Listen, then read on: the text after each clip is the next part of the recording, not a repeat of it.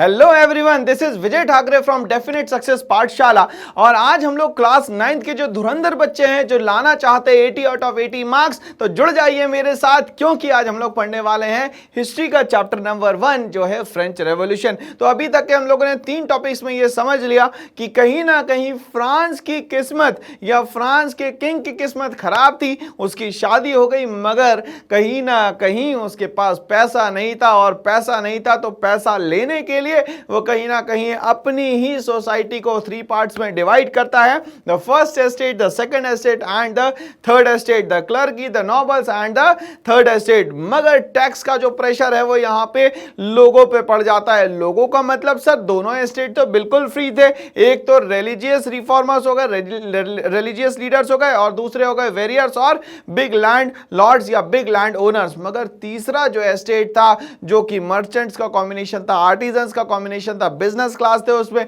ये सब परेशान थे कि हम अब यहां पे टैक्स कैसे पे करेंगे। अब ये टैक्स बढ़ाने का कारण क्या था? एक तो लोन जो लेके रखा था, जो अमेरिका की 13 कॉलोनीज को हेल्प करने के बाद लगभग 2 बिलियन लिवरेज तक के पहुंच गया था। अब उस पे हमें रेट ऑफ इंटरेस्ट जो है 10% के हिसाब से लेंडर्स को देना था।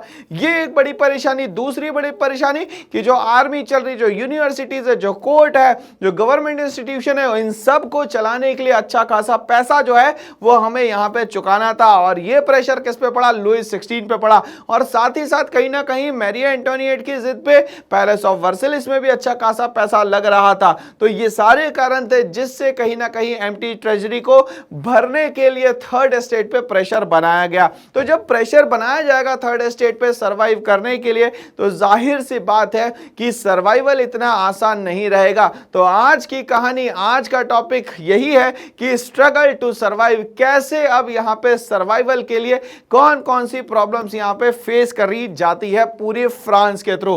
तो आज हम लोग पढ़ने वाले हैं टॉपिक नंबर 4 में द स्ट्रगल टू सर्वाइव। तो चलिए सबसे पहली हम लोग रीजन को समझ लेते हैं कि सबसे पहला रीजन क्या था सर। तो जाहिर सी बात है किसी भी जगह पे अगर पॉपुलेशन बढ़ जाती है तो वहां की रिसोर्सेज जो है वो 100% ड्रेन्ड हो जाती है। तो इसको कुछ अगर हम लोग इस तरीके से समझते हैं कि कहीं पे भी अगर पॉपुलेशन बढ़ी, फॉर एग्जांपल यहां फ्रांस में जो पॉपुलेशन है 1715 में जो लगभग 23 मिलियन रहती है, वो बढ़ के हो जाती है 28 मिलियन 1789 में। तो महज अगर देखा जाए तो कुछ ही सालों में ये 28 मिलियन मतलब लगभग 5 मिलियन का इंक्रीमेंट हो जाता है भाई इसमें। अब जाहिर सी बात है कि हमारे पास जो रिसोर्सेस है वो तो यहाँ पे बहुत ही लिमिटेड होंगे सर। अब रिसोर्सेस लिमिटेड होने के कारण चीजों की जो भी डिमांड करी जाएगी, क्या वो फुलफिल हो सकती है? आप ही बताइए। नहीं हो सकती सर, क्योंकि पॉपुलेशन बहुत ज्यादा बढ़ चुकी है। अब ये डिमांड जो है वो ज्यादा हो चुकी है और सर यहाँ पे जो सप्लाई है वो बहुत ही यहाँ पे दोस्तों कम हो चुकी है। तो पहला पॉइंट स्ट्रगल टू सर्वाइव में ये आएगा कि sir the population of the France is rose from 23 million in 1715 to 28 million in 1789। तो ये सबसे पहला कारण कहीं ना कहीं हमें समझ में आया कि फ्रांस में अब स्ट्रगल बहुत ज्यादा है सर्वाइवल के लिए भी। चलिए आगे बढ़ते हैं इसी के साथ। दूसरी बात करते हैं, the gap between the poor and the rich widen. अब यहाँ पे गैप जो है रिच और पुअर के बीच में बढ़ जाता है। अब यहाँ पे लोग जो काम किया करते थे, काम तो बढ़िया कर रहे थे, कोई दिक्कत नहीं है, बट वहां पे महंगाई बढ़ती चले जा रही है, जिसको हम लोग इजी लैंग्वेज में बोलते हैं दोस्तों inflation. Inflation means the general rise in price of goods and services. जो रोज की चीजें हैं वो अगर महंगी हो जाए तो चलिए भाई महंगाई हो गई, कोई बात नहीं, बट यहां पे जो वेजेस है, वेजेस तो उतने नहीं मिल रहे, मतलब पैसा आ ही नहीं रहा है। और यहां किंग कंटिन्यूअसली प्रेशर बना रहा है कि आपको इतना पैसा तो मुझे देना ही पड़ेगा, इसके बिना काम नहीं चलने वाला। तो अब जब वेजेस जो है वो उनको नहीं मिलेंगे यहां पे, तो वो सर्वाइव कैसे करेंगे? इसीलिए जो गैप है वो ज्यादा बढ़ता चला जाता है। Things become worse whenever drought or hail reduce। अब यहाँ पे प्रॉब्लम ये थी कि अगर हम लोग यहाँ पे ज्योग्राफिकल लोकेशन देखें फ्रांस की, तो ये लगभग ट्रॉपिक ऑफ कैंसर के ऊपर वाले एरिया में अगर आ जाता है तो मतलब कहीं ना कहीं ठंडा क्षेत्र है। ठंडा क्षेत्र होने के कारण अब यहाँ पे कभी कभी हेल बहुत ज्यादा आ जाते हैं, जिसको हम लोग ओले बोलते हैं इजी लैंग्वेज में, या तो पानी की कमी हो जाती है, ड्रॉट।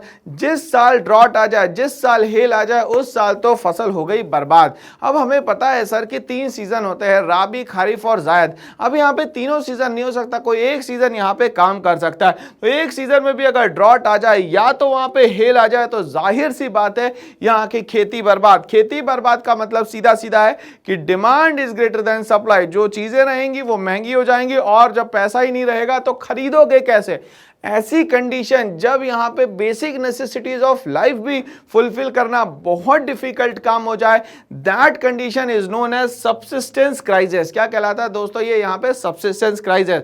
तो पहली स्ट्रगल टू सर्वाइव में कंडीशन बनी पॉपुलेशन की, जो कि रोज होती है 23 मिलियन से 28 मिलियन। ईयर स्टार्ट होता है 1715 से 1789 तक के ये जो पॉपुलेशन है ये 28 मिलियन हो जाती है। दूसरा जो स्ट्रगल टू सर्वाइव में सबसे बड़ा प्रॉब्लम आता है वो ये आता है कि रिच और पुअर के बीच में बहुत बड़ा गैप बन जाता है just because of the low wages and the inflation. But इसके कारण सर्वाइवल बहुत डिफिकल्ट हो जाता है, that is known as subsistence crisis. चलिए 2 पॉइंट सर हम लोगों को अच्छे से याद हो गए, हम लोग आगे बढ़ते हैं इसमें। अब something that occurred frequently in France during the old regime, but ये सब्सिस्टेंस क्राइसिस जो है ये जनरली ओल्ड रिजाइम के समय ये बार बार बैक टू बैक देखने को हम लोग को यहां पे मिला है।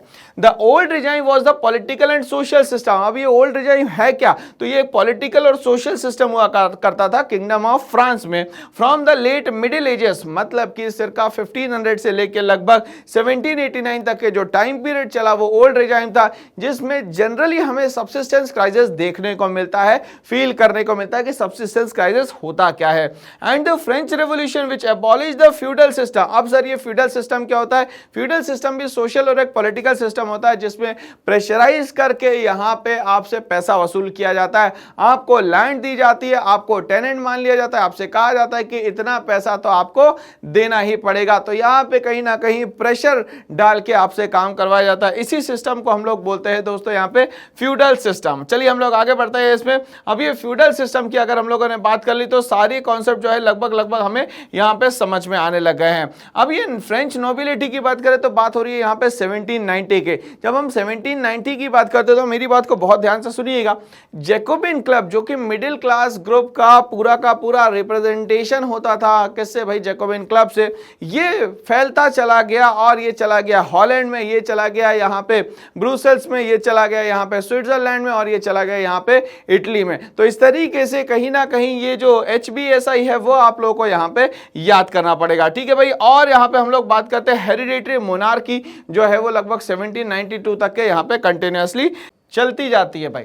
अब हम लोग बात करते हैं कि हमारे टॉपिक जो भी चलते चले जा रहे हैं उसमें हम लोग पुराने टॉपिक्स का भी रिवाइज कर रहे हैं और सारी चीजें समझ रहे हैं। बट ये सारे टॉपिक हो जाने के बाद क्या सर, तो यहाँ पे सबसे अच्छी बात यह है डेफिनेट सक्सेस पाठशाला की, जो बाकी लोग नहीं करते या बाकी लोग नहीं कर रहे हैं, वो ये है कि हमारे सेलिएंट फीचर्स जो है वो है ऑनलाइन क्लासेस के साथ live classes, DPP sheets with discussion. भाई आपको सारे सॉल्यूशंस मिलने वाले हैं, यहाँ पे हैंड रिटन नोट्स मिलने वाले और स्टडी मटेरियल मिलने वाला है दोस्तों। तो ये सारी चीजें सिर्फ और सिर्फ आपके लिए, ताकि आप 80 आउट ऑफ 80 क्या कर सके, अचीव कर रहे 2025 में जो आपके एग्जाम होने वाले। इसी के साथ आपको करना है भाई कि आपको इस पूरे जो टॉपिक है उसके क्वेश्चंस के DPP जो है वो टेलीग्राम चैनल पे मिल जाएंगे, आपको आंसर वहां भेजना है, बट क्वेश्चन जो है वो लिंक दी जाएगी डिस्क्रिप्शन बॉक्स में। तो आपको करना है एक छोटा सा काम, इस चैनल को लाइक शेयर सब्सक्राइब करना ना भूले। Thanks for watching.